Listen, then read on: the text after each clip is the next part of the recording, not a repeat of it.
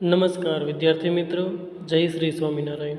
ધોરણ 6 વિષય સામાજિક વિજ્ઞાન, પાઠ 3 પ્રાચીન નગરો અને ગ્રંથો, ભાગ 3, જેની અંદર આજે આપણે અભ્યાસ કરીશું. તો તમારે તમારું પાઠ્યપુસ્તક, પેન, પેન્સિલ, રફનોટ લઈ અભ્યાસ કરવા માટે બેસવાનું છે, કે જેથી કરી તમે પાઠ્યપુસ્તકની અંદર પેન પેન્સિલ વડે અંડરલાઇન કરી શકો અને રફનોટની અંદર તમે દરેક મુદ્દા છે, સાલવારી છે, તે લખી શકો. તો આપણે જોઈએ અંદર ધાર્મિક જીવન અને અંતિમ વિધિ, કે તે લોકોનું ધાર્મિક જીવન કેવું હતું અને તે લોકો અંતિમ વિધિ છે તે કેવી રીતે કરતા. તો આપણે જોઈએ તેની અંદર હડપ્પીય સભ્યતાના ધાર્મિક જીવન વિશે આપણને મૂર્તિ અને મુદ્રાઓમાંથી માહિતી મળે છે. વિદ્યાર્થી મિત્રો, હડપ્પીય સભ્યતાના ધાર્મિક જીવન વિશે આપણને મૂર્તિ અને મુદ્રાઓમાંથી, તમે અહીં ફોટામાં જોઈ શકો છો, તેના પરથી આપણને માહિતીઓ મળે છે કે મુદ્રાઓ પર ભગવાનના ફોટા હોય છે તે છાપેલા હોય છે અને મુદ્રાઓમાંથી પણ આપણને છે અને મૂર્તિઓમાંથી તેના પરથી આપણે તેની ધાર્મિક જીવન વિશેની માહિતી બધી આપણને મળે છે. મૂર્તિઓમાં માતૃકા દેવીની મૂર્તિઓને ઇતિહાસકારો ધરતી માતાનું પ્રતીક ગણે છે.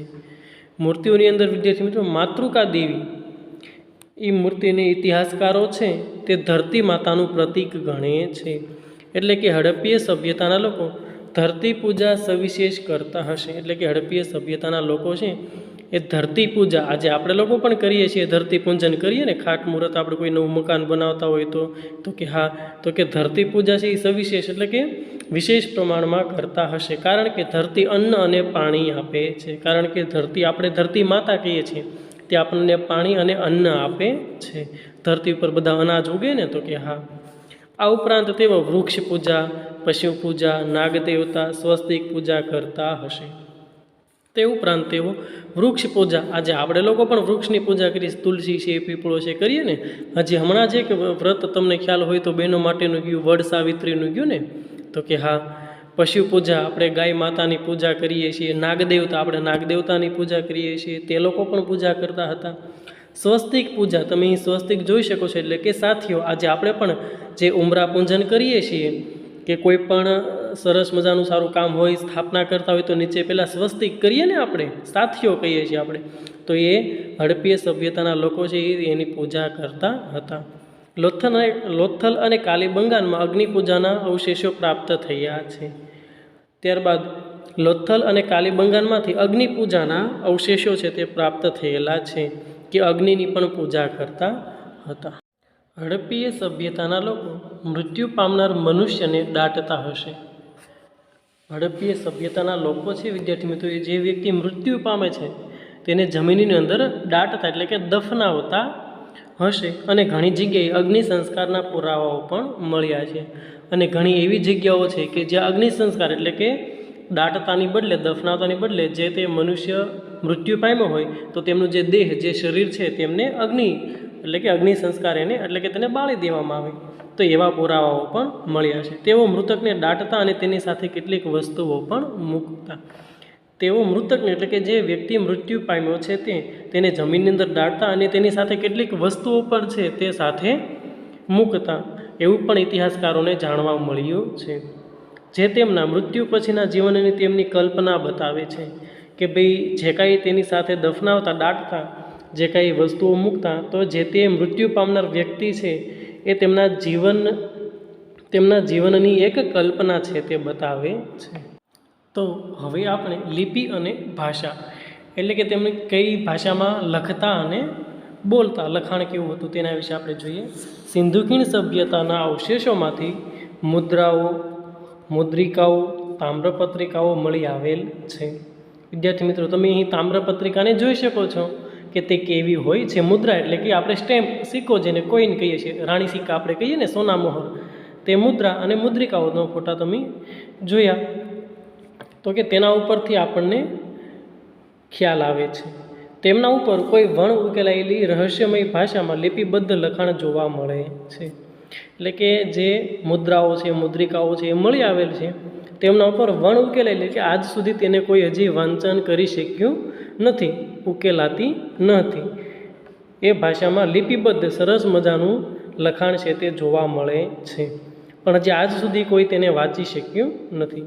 જો કે આ લખાણો ટૂંકા છે અને એ લખાણો છે એ ટૂંકા છે. માત્રાવાળા અક્ષરો અને જોડાક્ષરો જોવા મળે છે, એટલે કે માત્રાવાળા છે, જોડાક્ષરો છે એવા શબ્દોમાં લખેલું છે, પણ આજ સુધી કોઈ વૈજ્ઞાનિક લોકો પણ અને ઇતિહાસકારો પણ તેને વાંચી શક્યા નથી. આ લિપિ ઉકેલવા ઘણા પ્રયત્નો થયા છે, પરંતુ તેમાં હજુ સફળતા મળી નથી. અને આ જે લિપિ છે, જે લખાણ છે, કઈ ભાષામાં લખેલું છે ને શું લખેલું છે તે આજ સુધી પ્રયત્નો તો ઘણા બધા કર્યા, પરંતુ હજી એમાં સફળતા મળી નથી.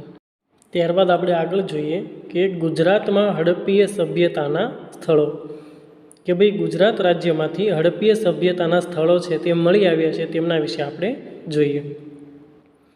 ગુજરાતમાં અમદાવાદ જિલ્લામાં રંગપુર, લોથલ, રાજકોટ જિલ્લામાં રોજડી એટલે કે શ્રીનાથગઢ, કચ્છ જિલ્લામાં દેશલપર, ધોળાવીરા, સુરકોટડા, જામનગર જિલ્લામાં લાખાબાવળ, આમરા, ભરૂચ જિલ્લામાં કીમ નદીના કિનારે ભાગા તળાવ વગેરે પ્રદેશોમાં હડપ્પીય સભ્યતાની નાની મોટી વસાહતો મળી આવેલી છે. વિદ્યાર્થી મિત્રો, નાની મોટી વસાહતો એટલે કે ત્યાં જે વ્યક્તિ રહેતા હોય તે સ્થળ આપણે અત્યારે એને કોલોની કહી શકીએ કે એરિયા, વિસ્તાર, સોસાયટી કહી શકીએ. કે ભાઈ આપણા ગુજરાત રાજ્યની અંદર આવા જે જિલ્લાઓ છે તેમાંથી અહીં હડપ્પીય સભ્યતાના સ્થળો છે તે નાની મોટી વસાહતો છે એ ત્યાં પ્રાચીન સમયમાં રહેતી હશે તેવા પુરાવાઓ ઇતિહાસકારોને મળી આવ્યા છે. અહીં તમારે યાદ રાખવાનું છે, જોડકામાં પણ પરીક્ષામાં આવી શકે અથવા પ્રશ્નમાં પણ આવી શકે.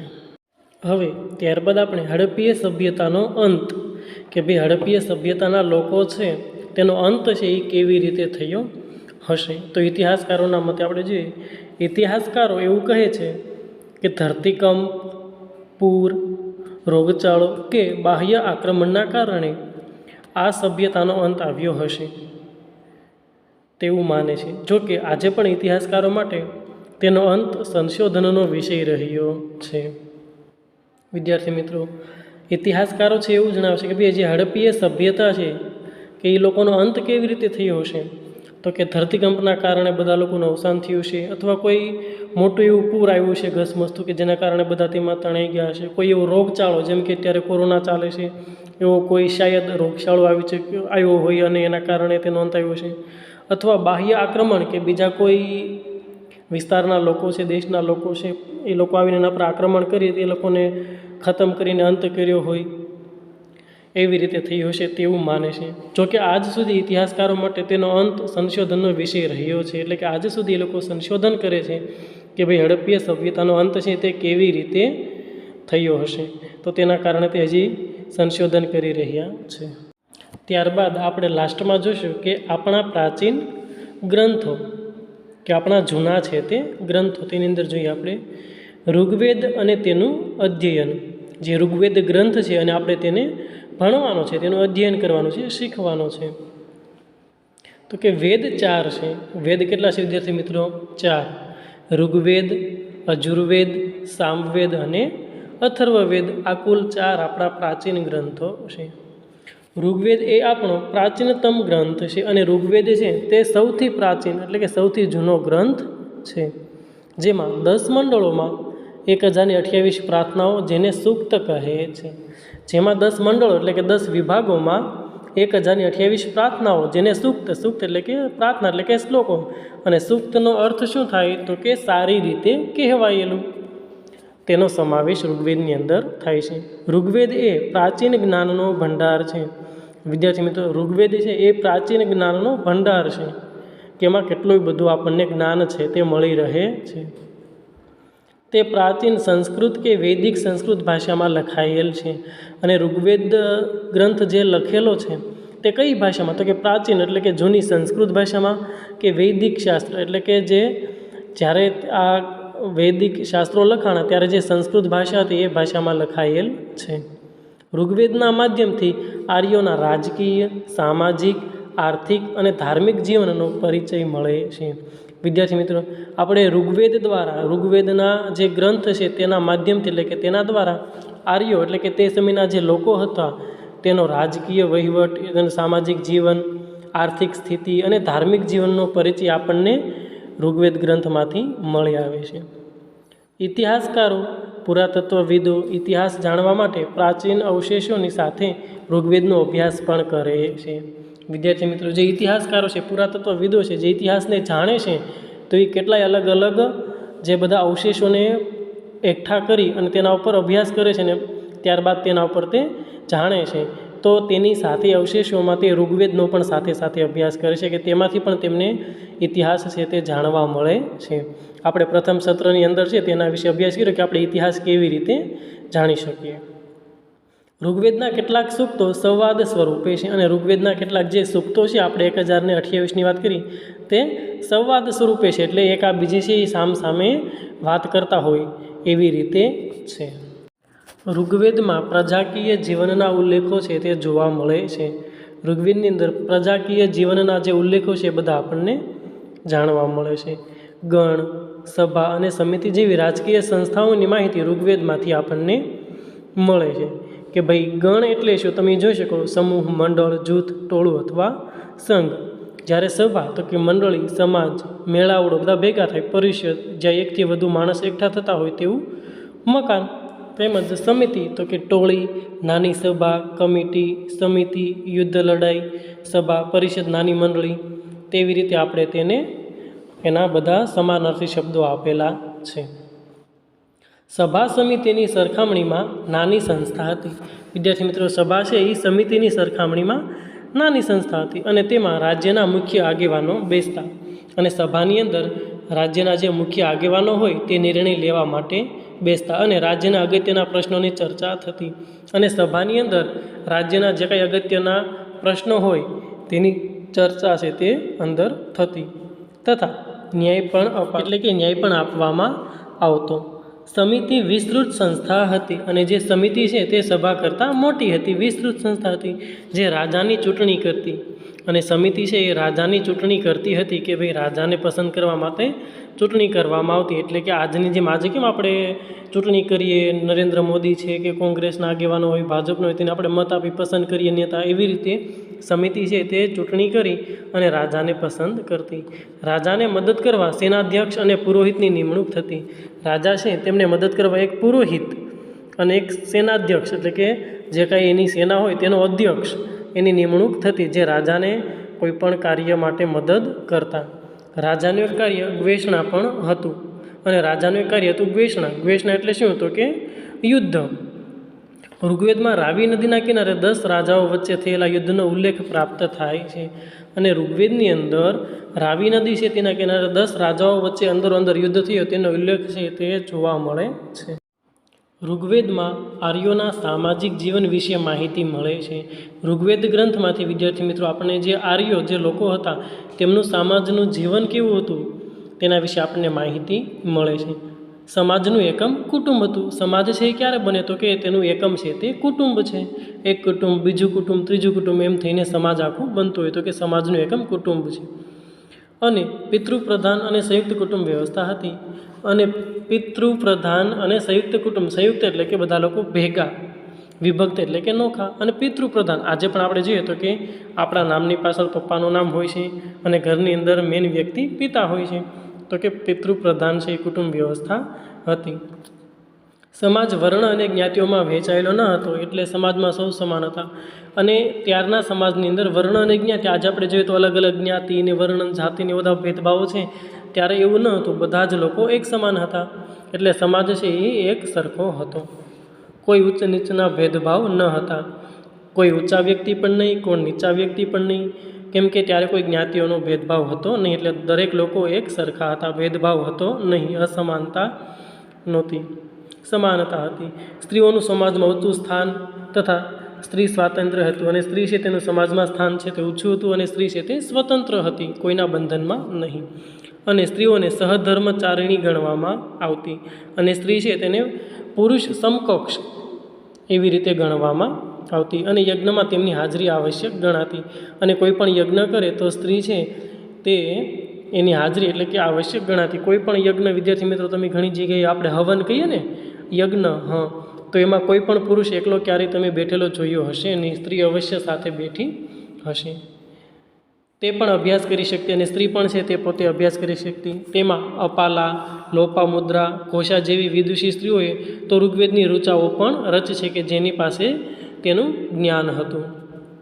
કન્યા પુખ્ત ઉંમરની થાય ત્યારે જ તેના લગ્ન થતા હતા અને કન્યા છે તે 17-18 વર્ષની થાય એટલે તેના લગ્ન કરી દેવામાં આવતા હતા. ઋગ્વેદમાં ઇન્દ્ર ભગવાન, વરુણ, અગ્નિ, સૂર્ય દેવતા વગેરેના ઉલ્લેખો છે તે આપણને જોવા મળે છે કે તે લોકો તેની પૂજા કરતા હશે, ભગવાન તરીકે તેમને માનતા ત્યારથી હશે. સવારની દેવી ઉષા અને સાંજની દેવી અદિતિનો પણ ઉલ્લેખ છે તે આપણને ઋગ્વેદની અંદર જોવા મળે છે.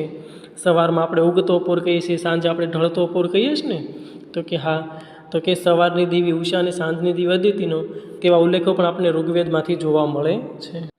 ઋગ્વેદમાં ગાયની, ઘોડાની અને બળદની ચર્ચા ઘણી જગ્યાએ થઈ છે. એટલે કે તે સમયમાં વધારે પડતા પશુપાલનમાં ગાય, ઘોડા અને બળદ છે તે પાળતા હશે. ઋગ્વેદમાં અન્ય પશુઓની સરખામણીમાં ઘોડાનો સૌથી વધુ ઉલ્લેખ આવે છે. અને ઋગ્વેદની અંદર વિદ્યાર્થી મિત્રો અન્ય જે પશુઓ છે, પાલતુ પશુઓ, તેમાં સૌથી વધુ ઉલ્લેખ તો કે ઘોડાનો છે કે તે યુદ્ધમાં છે તે કામ આવતો હશે, તેનો ઉલ્લેખ વધારે જોવા મળે છે. જે તેમના જીવનમાં પશુપાલનનું મહત્ત્વ સૂચવે છે કે તે લોકો પશુપાલન છે તે કરતા હશે. પશુઓ માટે યુદ્ધ કરવું એ કબીલાઈ જીવન જીવતા લોકો માટે સામાન્ય હતું. અને પશુઓ માટે જે યુદ્ધ કરવું એ કબીલાઈ એટલે કે એક વસાહતની કબીલામાં બધા લોકો રહેતા હોય તો પશુઓ માટે યુદ્ધ કરવું તેમના માટે છે એ સાવ સામાન્ય બાબત હતી. પશુ માટે થઈને તે યુદ્ધ કરતા, કેમ કે પશુ છે તેનું ખૂબ મહત્ત્વ હતું. સંપત્તિ મુખ્યત્વે પશુઓની સંખ્યા પર આધાર રાખતી. અને જે એ લોકો સંપત્તિ છે તો કે એમની પાસે કેટલા પશુઓ છે, જેમની પાસે વધારે પશુઓ છે તો તેમની સંપત્તિ સૌથી વધારે. તેથી તે લોકોમાં યુદ્ધ કરવું એ સાવ સામાન્ય બાબત હતી. પશુપાલન સામૂહિક રીતે થતું અને પશુપાલન છે ઘણા લોકો ભેગા મળી સામૂહિક સમૂહમાં છે તે કરતા. અને ઋગ્વેદકાલીન અર્થવ્યવસ્થાના પ્રારંભિક ચરણમાં કૃષિ છે તે ગૌણ હતી. અને ઋગ્વેદ સમયમાં જે અર્થવ્યવસ્થા બધી છે તેની શરૂઆતમાં પહેલા ચરણની અંદર જે કૃષિ, જે ખેતી છે તે ગૌણ હતી, ત્યારે મુખ્ય ખેતી હતી નહીં તેવું ઇતિહાસકારો જણાવે છે.